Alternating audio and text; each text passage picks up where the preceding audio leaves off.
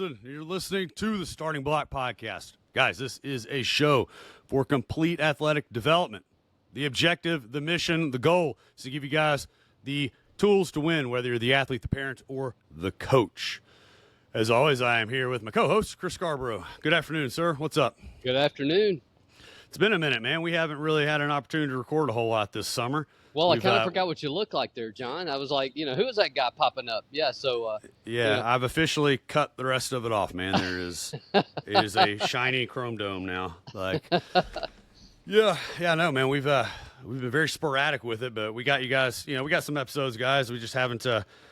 The schedule's changed this summer, and we've had some issues lining it up. But we got a couple good guests and a couple good Q&As coming back on, so we're getting back on track here.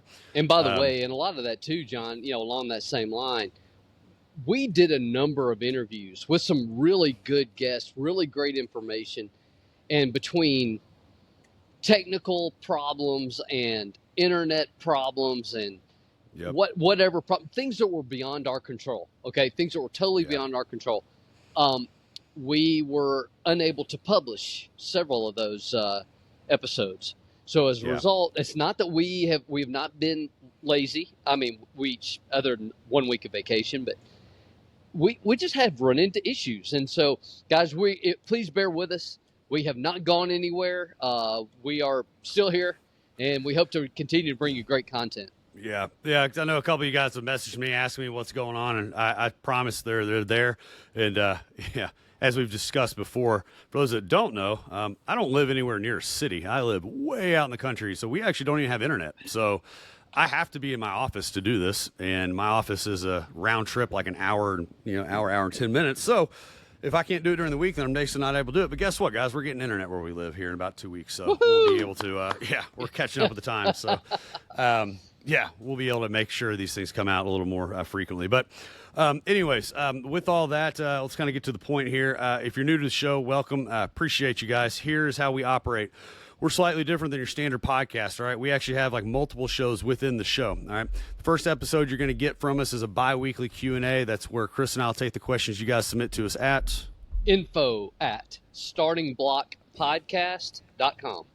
Yeah, and we'll tackle those in those episodes, guys. That can be anything related to training, the performance, the speed, the agility, the power, the rehab, the neuro voodoo stuff that we do. Questions you have on our guests, we'll tackle all that. And, we've gotten a lot of good questions, but I think some of you guys are looking into some of the micro stuff a little bit too much, with ISOs and all that. And they're still great. I don't mind you asking those, but I like to talk about other stuff too. So feel free to fire away on, different programs or things like that. And we can tackle all that because this is it's good for everybody. But that's Q&A. The other episode you'll get from us is a bi-weekly guest interview. That's just like every other podcast on the planet. That's where we bring in our friends, our colleagues from across the country, across the globe, and they share their stories of success, what they do with their clients, their patients, and their gyms and their clinics. And obviously, like we've said, it just gives you guys an opportunity to network with people too. These people share the same core value and missions that we do.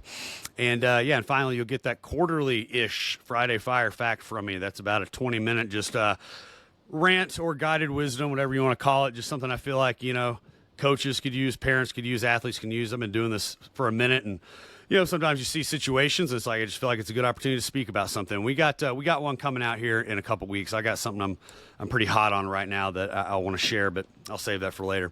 I think that's all the housekeeping stuff. I almost kind of forgot how to do this. It's been a minute since we've done one. Today we are joined by a very special guest, a former ELP athlete, my guy, Xavier Rivas. What's up, bro? Welcome, Xavier.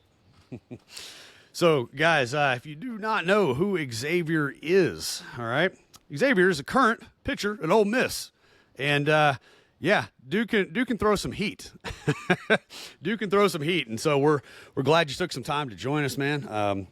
Xavier and I had an opportunity to work a little bit the last few months, and I think he's got a pretty great story to tell. And I think it's just something that, when you play ball at one of the highest levels in the SEC and college baseball you got some good stories to share. So, yeah, man, appreciate you joining. Yeah, thank you. Yeah, I know you moved back home for a little bit here, right? How's home life? Yep, up in Portage, Indiana. I've been at the lake just about every day. People that really haven't been around here don't realize Lake Michigan, it's the best. I like it better than any ocean I've ever been to. Atlantic, Pacific, no. Lake Michigan. Fresh water, huge beach. It's not what you think. You think of a lake, you think dirt, rocks. Yeah. You can see the other side of this. You can't see the other side of this. You can see Chicago poke out over the top of the lake, but you can't see anything, and it's dunes. It's all sand. It's beautiful. I love it here. I hike. Nice. Been rucking a lot. Let's go. Nice. So gotten onto that trend. Just ordered a 45-pound plate coming in, so I can go up to 65 now. So yeah, that's what I've been doing. That's good. Very dude. cool. That's good stuff. You know, I do my rucks. I don't. Yes, guys, I still do my rucks. I haven't posted them forever. I know I haven't. I need a little break, but yeah, do the rucks will build your lower, build your upper back and stuff too. But like, man, my hamstrings, like it built my hamstrings like nothing else ever has.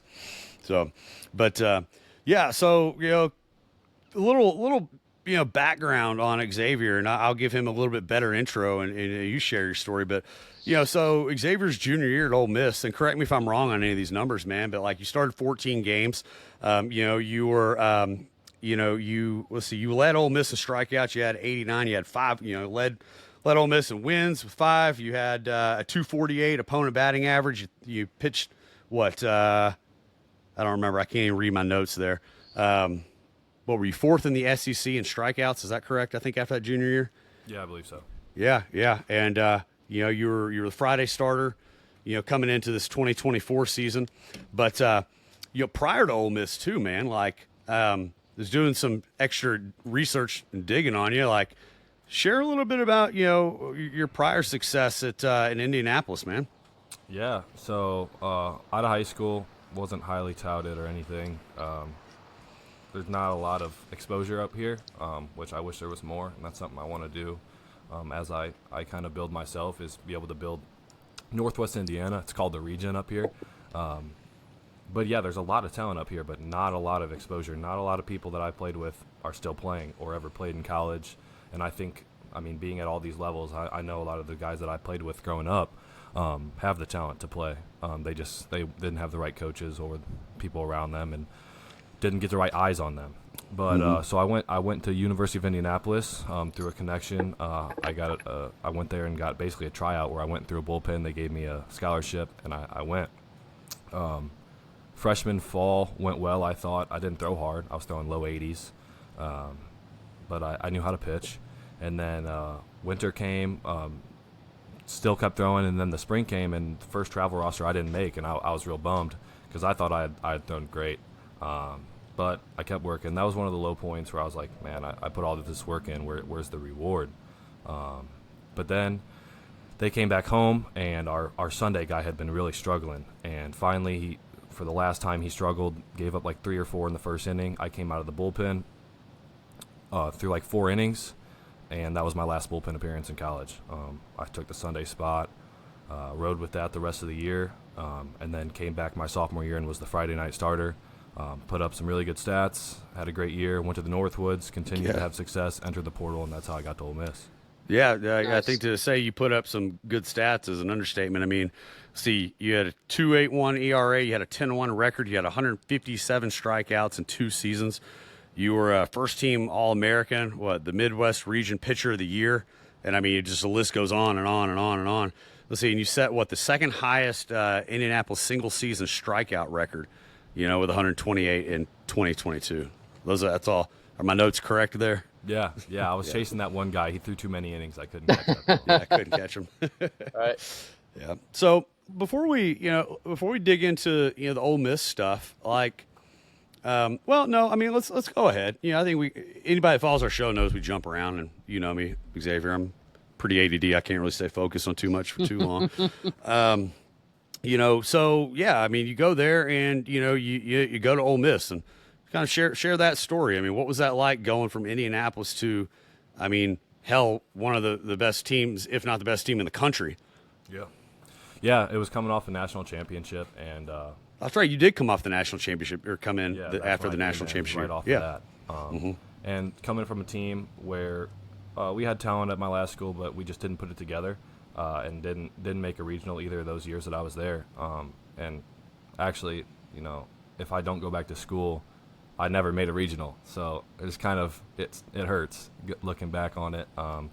But so I moved over, and it's funny, the team that I left, the University of Indianapolis, shout out to them. They have gone to the World Series 2 years in a row. Oh, so, shoot. Maybe I look in the mirror. Maybe I'm the problem. I don't know what's going on. I don't know. You are the common denominator here, man. I can't seem to win right now. But I'm really happy for them, and I'm really still connected with those coaches. They're great over there. But yeah, going to Ole Miss, it was weird. I'm D2. It's just like, is D2 going to play out?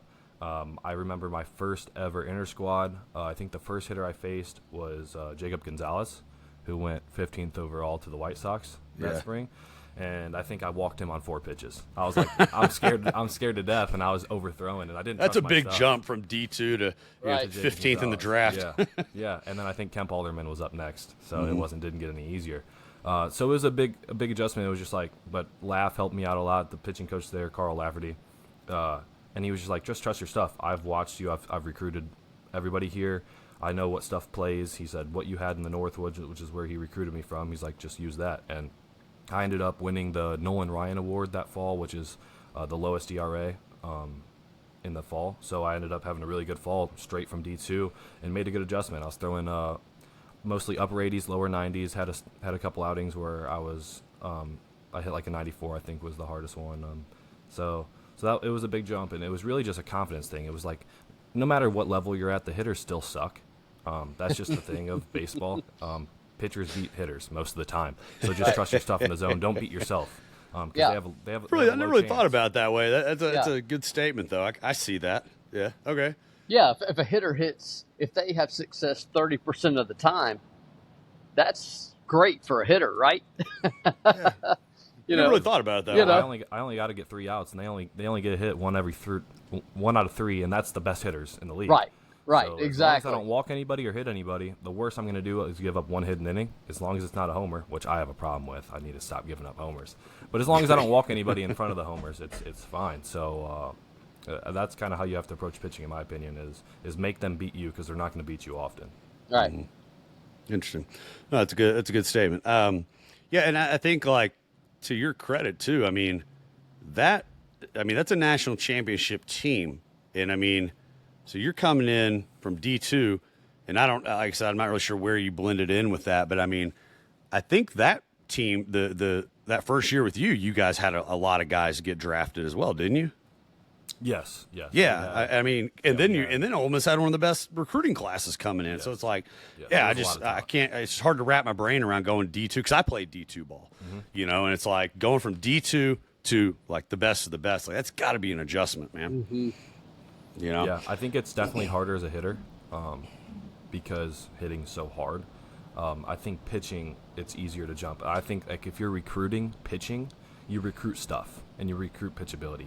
Hitting's different. A hitter can hit great against low 80s fastballs, but you don't know if he can hit those 95-mile-an-hour fastballs until you see it happen. But you can see a pitcher throw 95. No matter what level, they could be throwing a bullpen. They have the stuff.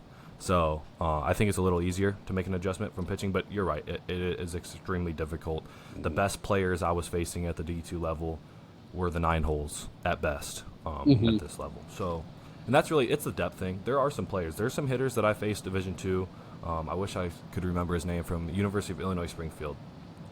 Still top 5 hitter I've ever faced after playing in the SEC for a full year. Interesting. So let's kind of circle back a little bit. Like, we've talked about your progression, kind of how you got to Ole Miss, and I definitely want to circle back. So Chris, maybe remind me, towards the end about, as you kind of have been working on some of these different pitches, like how this has changed some things for you. But I want to go back to just kind of your playing days, I guess, youth wise, like, and especially being up north. We're both from the South down here, and we got guys all over the place. But, we talked off air just about, like, your part of the country there's just not getting a lot of, I guess there's not a lot of attention up there. Why is that? And, like, how did that impact you in your development, do you think? Yeah. Well, I think one of the big reasons is, like, the perfect game tournaments and all those things. I don't even know what the complex is called. I think in Georgia is where everything happens. And Shoot, so Birmingham right there where Chris lives. It's Right, all yeah. over. It's Alabama, Georgia, Florida. Those are just the perfect game tournaments, those huge tournaments. You see like the Phillies scout teams. I see it on social media. I never played for any of these teams. I played for a local Portage team, and my dad coached it. So I mean, that's what I grew up doing. And so really, if it comes down a lot to just exposure when you're, exposure when you're young, I suppose. Yeah, I mean, you're going to be as good as your competition most of the time. If you're the best player on a team, but like let's just use velo because it's an easier measurement. If Sure. I throw 80 miles an hour, but I'm the hardest thrower on the team, then I'm not going to really build up much. But if I'm throwing 80 miles an hour on a team full of guys throwing 90, I'm like, okay, I got to figure something out. So I think Right. that's a lot where nobody pushes themselves up. And that's a big part of the reason why I wanted to make that jump to the SEC or Division I at least, was because I wanted to be pushed. You can push yourself a lot internally, but having that external, the person next to you that wants to beat you, is also a really important motivational factor, I believe. But yeah, it's also just playing all year round. People around here go play football and they wrestle and they play basketball. I played football and I wrestled. I come from a wrestling family, so it's like I play baseball in the spring and the summer, and then it's time to hang it up and go do a football workout or start wrestling and stuff like that. I started playing football I started playing fall ball instead for a while. Went back to football for fun my senior year, but for the most part, I wasn't throwing year round. When did you get into the fall ball? About what grade-ish? High school. Yeah. Okay. High school. Yeah. It's kind of what I usually recommend with kids too. I mean, I think I think there's value in playing fall ball a little bit, but like I think there's a limit as well. Like you got to have time off. I mean, you got to play other sports and all that. But it's kind of like I did with my stepdaughter. It was like, look, you want to play, you want to play fall ball. Like this is not summer. Like pick up a tournament or two here and there. Maybe a little showcase. Just keep your skills sharp. Play another sport or work out. Train. Yeah. Get away from the game for a little bit. I mean, Yeah. professionals play from when spring training? March. They play from March to September, maybe into October if they get in the playoffs, deep runs. Yep. So why in the world are 9-year-olds playing in December? I don't know. I've play never that much. I've So never I been able don't to get answer it. that question. I don't get it either. I hate it. I hate seeing 9-year-olds at 8 a.m. and there's snow, and I'm like, what are you doing, man? Go play football. Go wrestle, play basketball. Be an athlete. Until you Right. get to college, maybe let's say you realize you're really good. You're the best player in your region as a baseball player or any sport. This works for anybody. Then maybe your junior year, senior year, that's when you make a decision to specialize in high school. Your junior or senior year, maybe, if you got offers and that's what you're going to do. But before that, play other sports. Be an athlete. Have fun. And that was There's- actually go ahead, Chris. Oh, no, I was just going to say, I mean, just to his point was, that even here, even if you're on a freshman team somewhere, I mean, if you, let's say that you play 3 sports as a freshman in high school, each one of those teams has a summer workout demand, so if you play 3 sports, you got 3 workouts during the summertime, because you got to meet the obligation to each one of those, because those coaches don't even necessarily communicate with each other. It's not like you pick one, and kind of follow that workout plan. It's very frequently where you've got to do all of them. And so, there's no time to go be a kid, so to speak, or to just go work out or just do whatever. There's no off season. Yeah. And I think that's a problem with like the coaching where they get controlling and they don't want to let their players go play another sport. But it's like, it's high school, man. I mean, how much, there's no money involved here. Most of the coaches are teachers. It's just like, man, let the kid go play another sport. Forcing kids to play even summer ball. In high school, if a kid doesn't want to go play summer ball, he wants to go work. He knows he's not playing after high school. Let him go get a job. So I don't really like forcing kids because that's how kids get burnt out. I played with a lot of talented kids that burned out. They went to school and they quit as soon as they got on campus because their dad wasn't there to force them to play anymore. And I think stuff like that happens a lot, and that's not good for the game either. And I know baseball, I don't have the exact statistics, but there's a huge drop-off at a certain age group where where baseball loses, I would say over half of its players.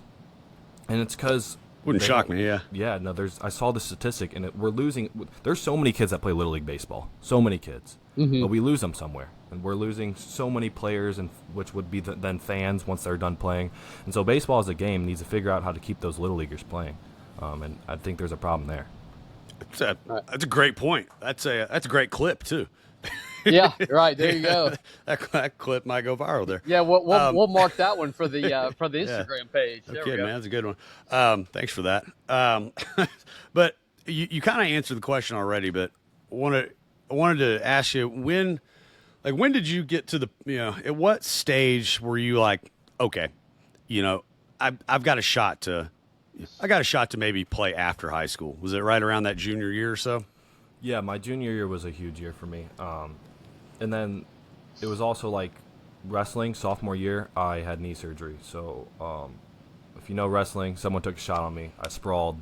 My knee popped. I knew something was wrong. It was tore the meniscus, sprained the ACL, and then tried to force myself to rehab to get back for baseball. And then when I got back, and I was like, all right, I had a pretty bad sophomore year because I was on a bum knee and I was scared to put force on it. And I was like, all right, I'm pretty good at this. I've always been the best on my teams, usually growing up, one of the best. I don't need to get myself hurt. And so that's when I stopped wrestling after that sophomore year. And that's when I kind of went into that junior year and made a splash on varsity, put up some really good stats. Didn't get my senior year. That was the COVID deal. But junior year became our best pitcher and showed out in front of a couple people, which is what ended up getting me to the University of Indianapolis. So now let's talk about kind of what this show is, kind of about is, the training component of it, and how that changed for you.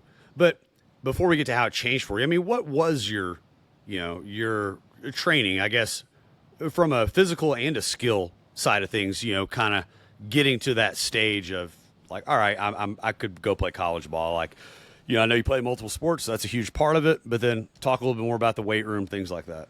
Yeah, so that was one huge problem, especially for the baseball team. In high school, the weight room was like a joke. We went in there to mess around. Like, we didn't lift weights. We just didn't know what we were doing. Our coach would take the softball workout, and so none of us were going to buy in because we could see that it was the softball team's workout. And we're high school boys. We're like, I'm not doing that. So it really was a joke. And then from the... But I'm going to interrupt you real quick, though. Yeah. Do you think that hurt or helped you, though? Like, because your body wasn't under massive amounts of load all the time? I think it did a little bit of both. I think it helped in injury prevention, but it hurt in skill. I threw 80 miles an hour. Okay. So I think there's that happy medium, and my dad did his absolute best. I mean, he would take me to these places. I worked with a strength coach for like a couple years in high school. I was doing what I could. If I knew then what I knew now, I would have worked out. I mean, every few months I have a complete different idea on what I should be doing in the weight room. But I would have worked out more. I just wasn't physical enough. I was too skinny. I was about the same height as I am now. I didn't grow too much in college height-wise, but I think I got on campus under 200 pounds, right around the 200 point.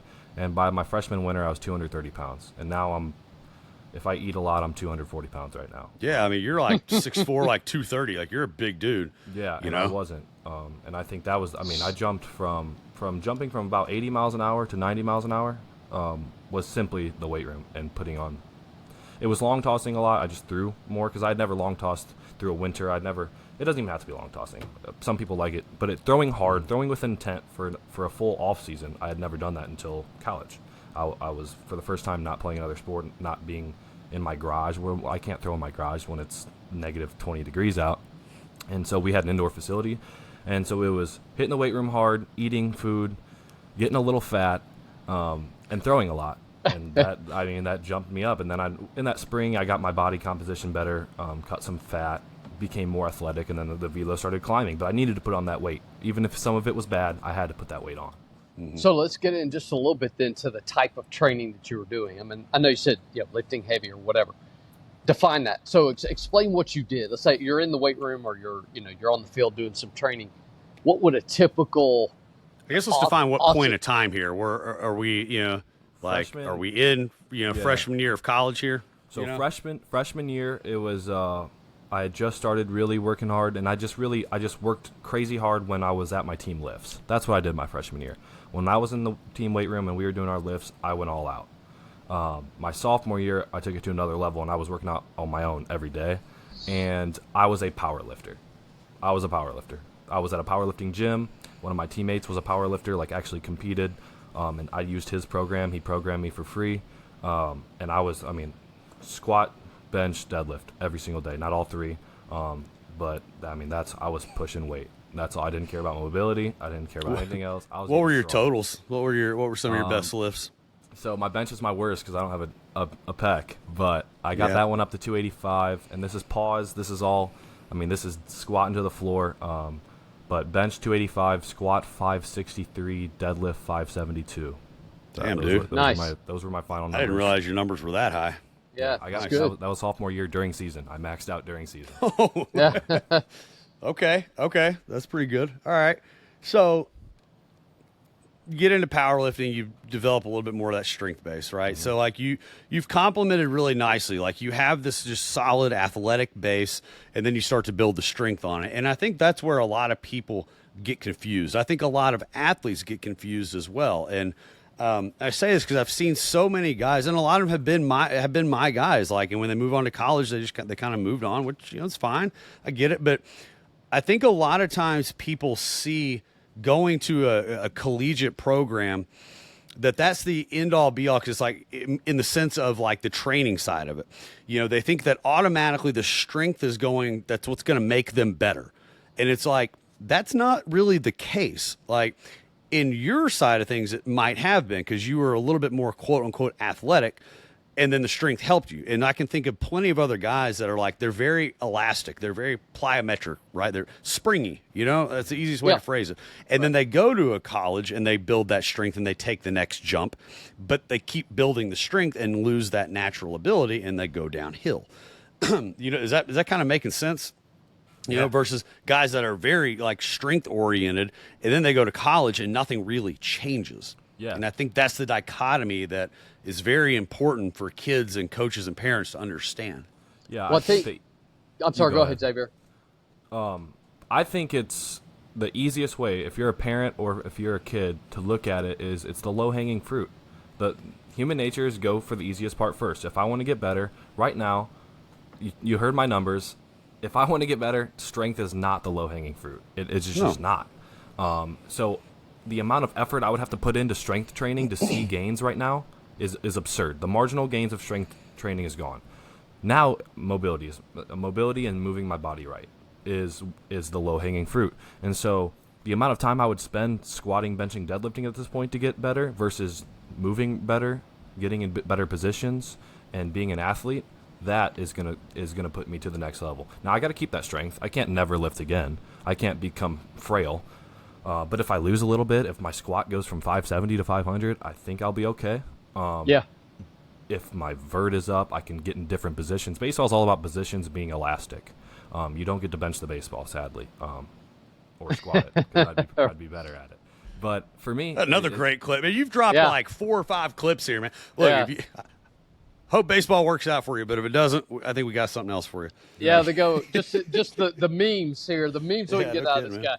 Yeah. So along that same line, John and Xavier, if you go back and you listen to any of the interviews that Adam Archuleta did, famous, so the athlete that made Jay Schroeder famous, so to speak, he was discussing basically along the same line of what Xavier just said. Was everything was perfect position first, perfect technique first, if you will, and then build velocity, even though, yes, you're lifting in the weight room. But his thing was, let's train position, which is going to lead to optimal velocity, regardless of the weight you're lifting. Then you can pile weight on top of it, on top of those two things first. And, of course, he had a lot of success as far as how he did in the NFL, getting selected to play in the NFL. So what do you think? Was this any type of an approach, Xavier, that you ever followed, or was it pretty much just heavy when you first started lifting? No, it was form first. So it was heavy first. I was an 18-year-old freshman in college, and if there's a single chick in the gym, I'm putting 4 or 5 on the squat bar.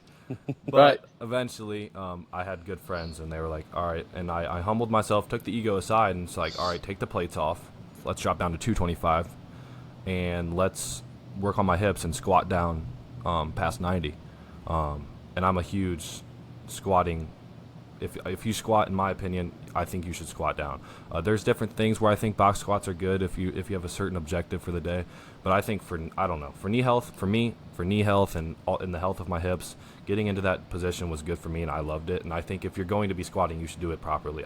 I cringe the worst when I'm on Instagram or Twitter and I see these people and it's like new squat PR 500 pounds, and I'm like, oh my god, you moved 3 inches and you almost tore everything in your body. So I think it's for pitching mechanics, for lifting mechanics, everything is mechanics first, and then we'll load up.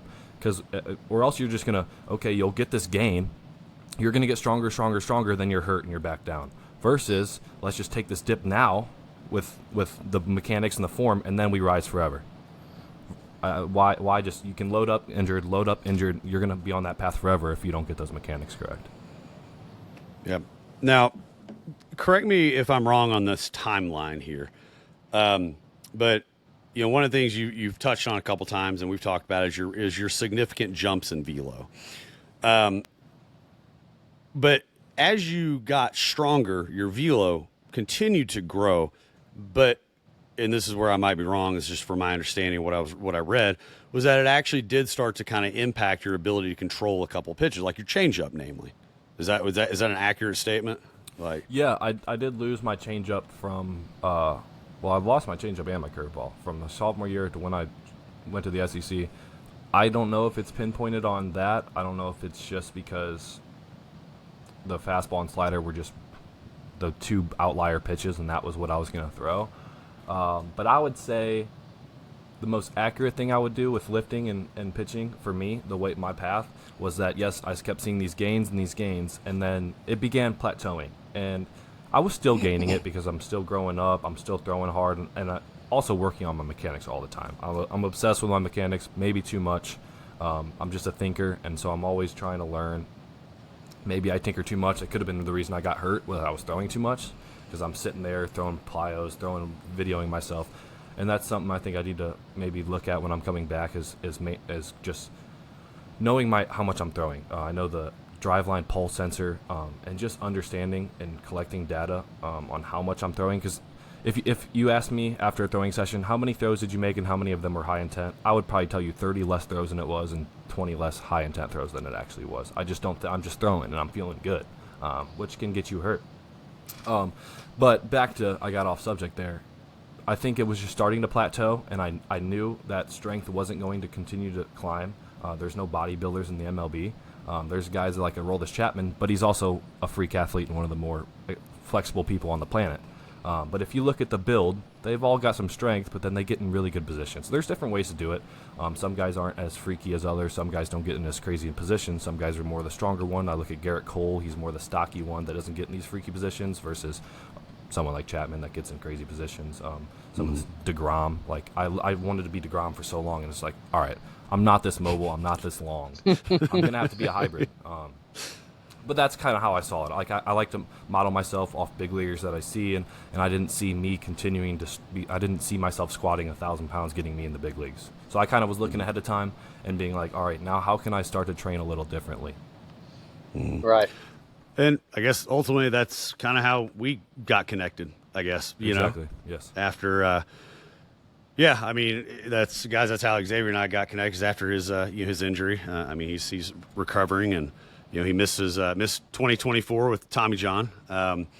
But that's how we connected, was after the injury, looking into some of these, concepts that we talk about. I mean, I remember, chatting with you that first day, and, it was mobility, and so I would venture to say that those first couple workouts that you did, that challenged you in a unique way. Yeah. I've adapted to the weight room that I've been in for a while, the college weight room. You know how it goes. Mm-hmm. And I've become really good. I don't struggle at any movements in the weight room. I've gotten really good at it. I'm able to push around weight in any exercise, and I have good form at everything. And so then when we got into the GOTA stuff and the extreme ISOs and the stuff that we were working at on ELP, like for the first time in a long time, I felt like an idiot. I felt like I didn't know what I was doing. I felt like I looked like a giraffe, a baby giraffe, not knowing how to walk. I think I told you were once too. Yeah, and I just didn't feel like an athlete for the first time in a while, and I like that because I'm like, all right, I have something that I can get way better at, which is a low-hanging fruit like I talked about before. So I enjoy being really bad at something because then it's a lot easier to go from bad to good than to go from like good to like extremely good. I remember one of those workouts. You were pissed, bro. Like I was like, we might actually fight here because yeah, you're like not pissed at you, like, but I pissed at fucking myself. hate this place, man. You're like, I hate you. Yeah, no, I get a little bit just I don't know, very competitive. So if I keep messing up an exercise, I'm like, I mean, I want to, like, I'm pissed off at myself. Well, I think most good athletes are.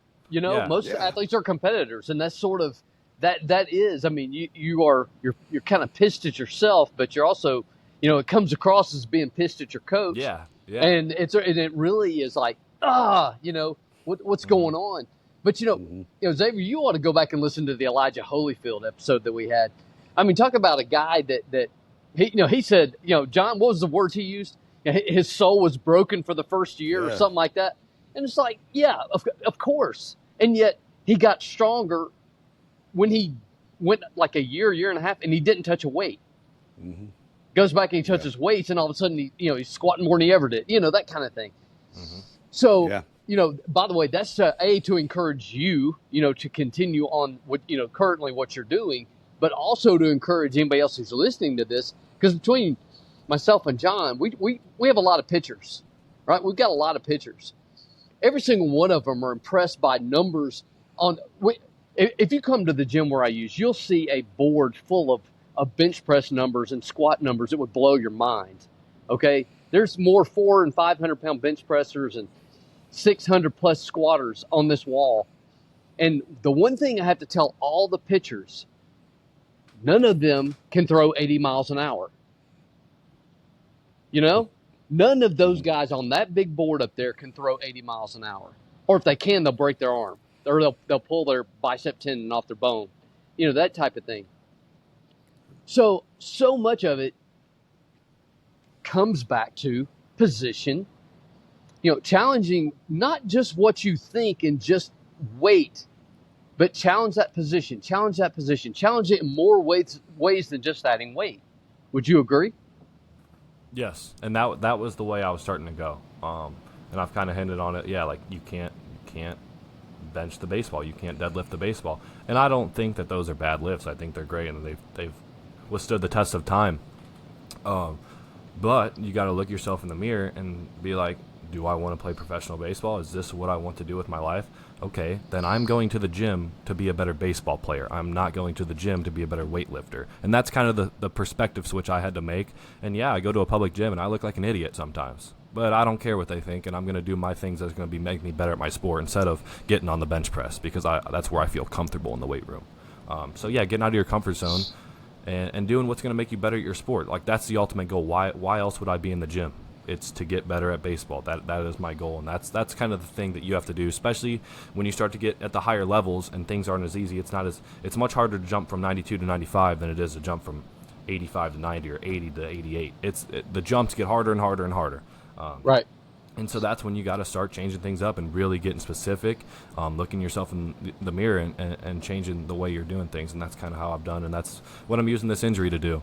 The injury sucks, and everybody seems to be getting it. And now I'm like, I don't believe in coincidences too much, where it's just like, I'm just not lucky. I must have been doing something wrong. Because I don't have that many innings on my arm. I'm from the north. I didn't throw that much, so I didn't think I was going to get hurt for a long time. So it's like, all right, I need to change some things, and use this 12 months. Luckily, Dr. Meister is great at what he does, and he has to do it a lot nowadays, which sucks. But I know my arm's going to be really healthy for a long time now, and so I can push this package on how good of a pitcher I can become. How much longer before you're cleared to play? It will be. Medically I will to start play. throwing So I'm going to go to Meister in early July before the draft and get cleared to throw at 5 months, because you can either start at 5 or start at 6, and that's going to change how long until you're back in games.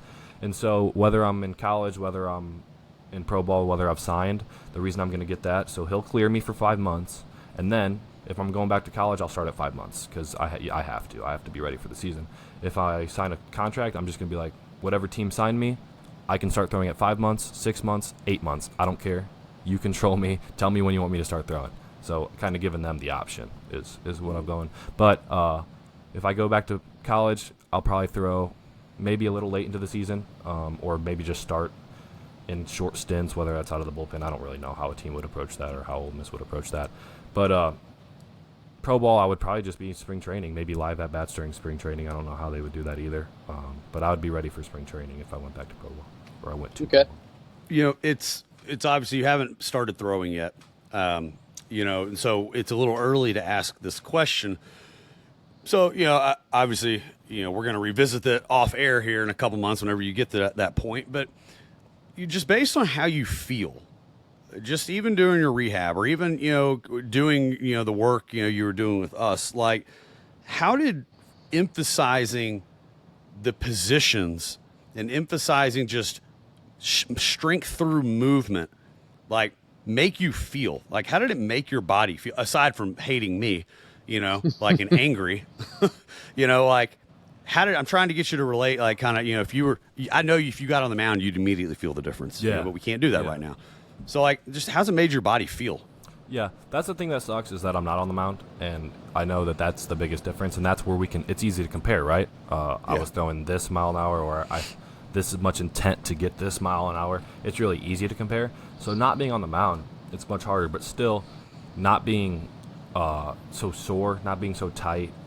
If I want to bend over and touch my toes, I can do it. And so just being able to move better, like my joints don't hurt. Not that I was always in chronic pain, but, my back would hurt sometimes. I'd get real sore muscularly. No, but like you seem to have kind of the lifter body, who tried to be an athlete as well. Yes. And it's like things just ached here and there. Like I remember you saying, like, I'm not hurt, but just things ache. I'm sore. Yeah, I was sore a lot. And I had kind of gotten to the point where I had lifted so much. Like I told you, I was PRing. I was doing PRs during season my sophomore year, and I was healthy. But how long can that last? Well, we found out much longer. So I kind of got immune to being sore, but now kind of stepping away from it. And I still work out. I still go to the gym. I still maintain that strength, but I'm not in there squatting 405 every day. I'm not in there deadlifting 500 pounds and then my back hurt. And luckily I built it up, and I built with good form, so I was never really hurt, but I was stiff. And I just felt like that's what I'm the most excited about, is just throwing that baseball and feeling like I'm not muscling the ball. That's my biggest problem. I muscle the ball because that's what I've done to get better. I've gotten stronger, right? So my body's like, okay, we want to throw harder. And like the one big cue that works for me is don't throw harder, throw faster. That's a cue that works for me. Move faster, not harder, because then I just muscle up and I want to like beat up the baseball. Because I just want to squeeze like everything. I tense up, and then I actually throw slower and I throw a ball to the backstop. So that's one thing I'm really excited for, is just to be loose. Because you see all the best throwers, it looks like they're barely throwing the ball, and it comes out 100. That's the feeling I'm chasing. I'm sick of having to grunt and everything, and it's 92, 94. I just want smooth. I just want it to feel effortless. That's kind of the goal here. Well, we said the same thing. We kind of see the same thing in speed training. I mean, you have the muscle runners, the ones who try to just push themselves down, from start to finish, and you got those almost gliders, those who just kind of just, as you said, just kind of bounce, and they tend to be much more relaxed looking, seem to use a lot less energy, yet they also run faster. Yeah. And so that's sort of the target. Probably good, I would say almost all good athletic performance looks like you're not trying that hard. No, it doesn't look like you're. That's what I was about to say. Yeah. I mean, it's like, that's absolutely, I totally agree with that. If you look at any single sport, like growing up, my mom would take pictures of me pitching, right? And every time I'm like, I hate this picture. I look like I'm giving birth.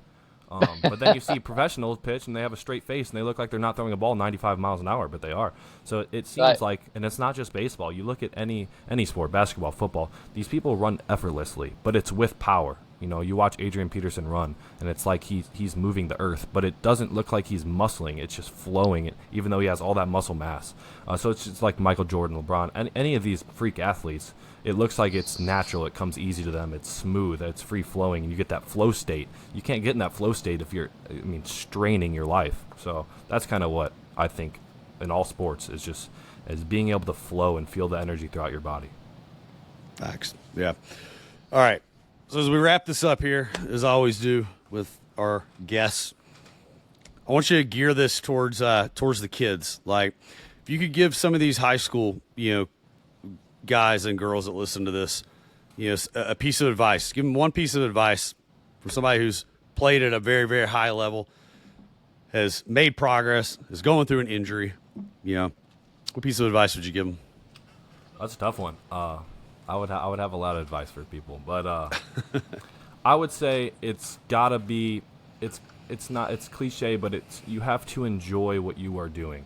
No matter if it's athletics or anything, if you're not enjoying it, it sucks. So you have to find something you love, find people that you love in that sport. All of my best friends, baseball players. Every single one of my best friends that I have, every person in my phone, I've met throughout baseball or at least another sport. I think that is the most important part of athletics, is the social things that it does. You meet athletes, someone's an athlete. They talk different, they move different, they walk different. They understand just social things better. I think being an athlete is better for jobs. You want to talk to somebody, you have something in common. So I think it's just get in sports, play sports. If you're a parent, get your kids in sports. Don't force them. Don't make them hate their lives. But get them into something and just have fun. Like the biggest thing, and the reason I see so many people stop playing is because they don't have fun and then they work hard. So the thing is, everybody's like, work hard. Well, you're going to work hard something you love. You're not going to work hard and kill yourself over something that you don't enjoy. So the first step is enjoying something and having those memories for the rest of your life. Not everybody's going to be pro. So enjoy the journey. You're going to work hard if you love it. Love people, make friends. I would just say enjoy it and have fun. You got to have fun, or else it's not going to work out, no matter how good you are. Good advice. I like it. I think it's good advice. Absolutely. Well, Xavier, bro, even though I just saw you last week, it's good to see you again. Of course. Appreciate you taking the time to join us, man, and share some insight on some of this stuff. I know there's plenty of value there for the athlete, the parent, and the coach. So, guys, that's the show for today. Appreciate you guys. Love you guys. Pay your dues. Share the show. Thank you, guys.